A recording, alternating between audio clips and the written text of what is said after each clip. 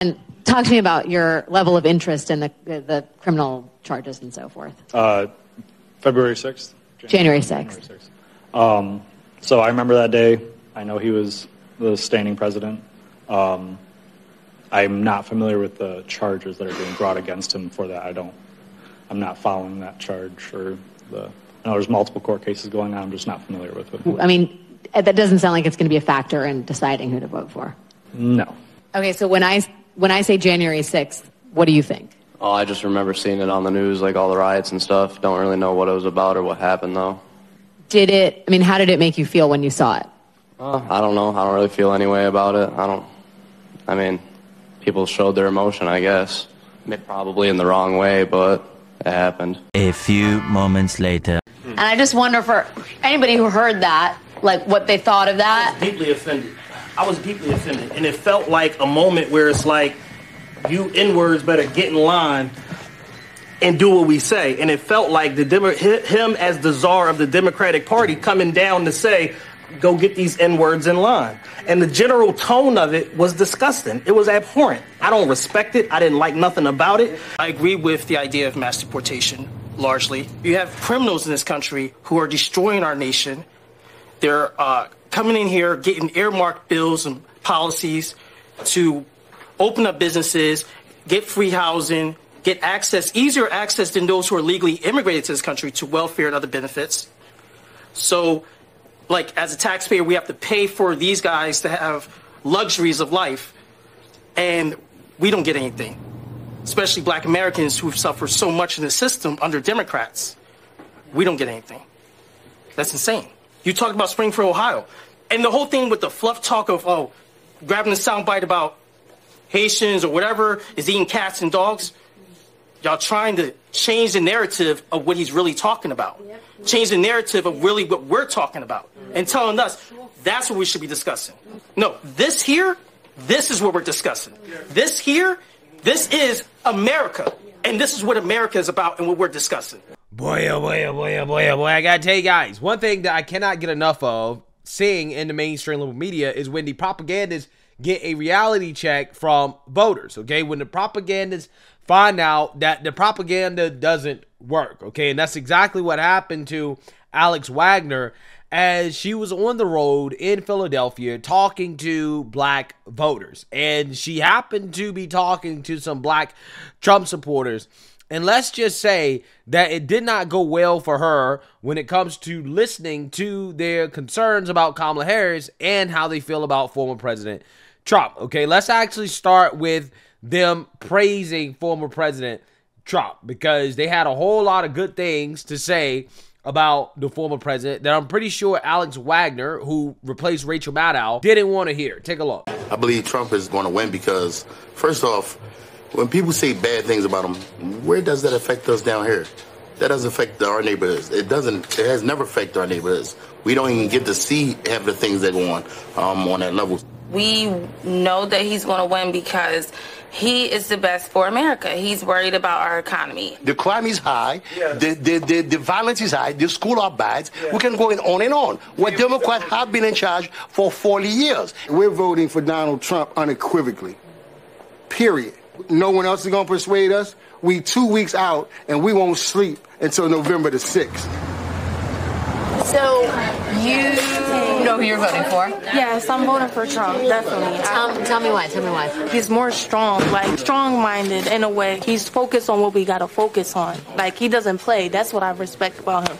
He doesn't play? Yeah, he doesn't play. He always just stands for what he believes, and he doesn't go back.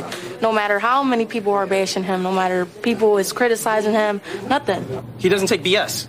He's not going to hear it. He's a businessman. He's not there for the fluff talk of politics. We need someone strong. We need someone who's going to get down to business and take care of what this country needs, but also understands what the community needs. The thing is, we were scared in the beginning because he said he's going to nuke Korea and he's going to nuke Iran, but he didn't do that. The stock market went up. There were more. Pretty high right now, too. Well, but the thing is, because there was no inflation back then. Democrats take granted, especially minorities. they take for granted because they think Republicans are so out of touch with the minorities' needs, so they don't have any choice. And I think that's going to be a big surprise. You got pockets that there's an energy for Mr. Trump in the city, but a lot of people just walking down the street, they not feeling the Democrats from time to time, not sure if they're going to vote for Trump. Yeah. They may not vote at all. The black men that don't vote for Democrats, it's not what Mr. Trump did, is what have you been disappointed with. I'm not a dedicated Republican. I'm voting for the lesser two evils this time, being Mr. Donald Trump. Wow. Wow. Don't you guys just love it when you hear black voters take out their emotions and actually start thinking with their logic, right? Thinking with their brains. Okay. And when you do that, lo and behold, what happens? They end up voting for Trump. Okay. This is the same line of logic and reasoning that every voter should go through, okay? And if you go through this process, okay, what was the country like under Trump versus what is the country like now? Where you better off 4 years ago versus today? It should lead you to the same conclusion, okay? This is not hard, right? It's very simple. Who you voting for? Trump. Come on, bro. Harris tells backwards, bro. What? Harris. Man, we not voting for that, man. We voted for Trump, man. Why? Man, we not with none of that, man. Chuck be looking out for the black community, man. We ain't doing nothing, man. I respect. You all good, my boy. All right, man. Yeah. And who you voting for, Trump or Kamala? Man, Trump. We ain't with that Indian ass, man. Who, Kamala? Yeah, we ain't. Why you don't fuck with her? Cause she with them immigrants. I'm black. Them Venezuelans taking all our bread. They out here creating gangs. They had gang banging, breaking in abandoned cribs, all type of good shit. We ain't fucking with it. So you don't like an open border? Nope. We need that border. Hey, what are your thoughts on when Trump got shot? Man, hey, don't try to take my boy out. Make America great again. Hell yeah. Make America great again. Hey, Trump or Kamala? Shit, Trump, to be honest. Damn, so why Trump though? Why Trump? Because, shit, we used to get paid and shit like he used to keep immigrants out, so, you know, we was able for us to get jobs. It's hard for us to get jobs now, shit, because immigrants taking over. So you're not with the Venezuelans? I ain't fucking with them. I ain't gonna lie, they taking our jobs and some more shit. They do it better than us, though, but they taking our man. I heard they're taking over the buildings. Is that true? Hell yeah, boy. You might not like the man and everything that he says, okay, but that is not what matters the most. What matters the most is the leadership. It is the results, okay? And you cannot deny the results. You can't. So with that being said, now we have to go over the clip in which they talk about how they feel about Kamala Harris. And this is especially hilarious. Take a look. What are your feelings, and let me start with the women here, about Kamala Harris? She's a woman of color. I'm not putting her down because of that, and I'm not putting her down because she's a woman. I'm not a feminist, so I'm sorry. But at the end of the day, I don't think that she has the personality. I don't think that she has what it takes to go up against Putin and go up against these other presidents that are built for this. I don't want to be scared because my president is scared. I want my president to feel secure and manly and about it. We brought up gender, right? Like, do you think it matters that she's a woman and people aren't comfortable having a woman in a top leadership role? No, I don't think that, because most men, they love their mothers. They love their wives. So as a woman, most men, they respect the woman, but she just don't have the qualification or the education to really run America because she don't have the experience. She don't understand our struggles. And for me to believe you for another 4 years, you're crazy. Right. Like, you're crazy. You're saying the same thing that you said 4 years ago. So the fact that she's the vice president That's to just you the is bottom line. You're like, you've been here, you've had a chance. Yes. Well, for me, the very first time I ever heard the name Kamala Harris, it was in association to locking up parents for a truancy. That was the first time I ever heard of her name. And I really didn't understand how this person claims to be a black woman, but yet she's locking up black women and black men and separating families. This is the thing that is, Trump talks about this a lot. He says, you know, Kamala Harris became black when it was convenient. Yeah. Can you talk to me about, do you agree with him on that? Do you feel like she's wearing her blackness? Absolutely. She's sworn into when she sworn to the Senate, it was as the first Indian American. Thank you. Which is, it's fine. We don't care. We all know she's not black. Let's understand that. We are all clear of that. But my point of view is, like I told you earlier, she's already been there. She's in office right now. Wow.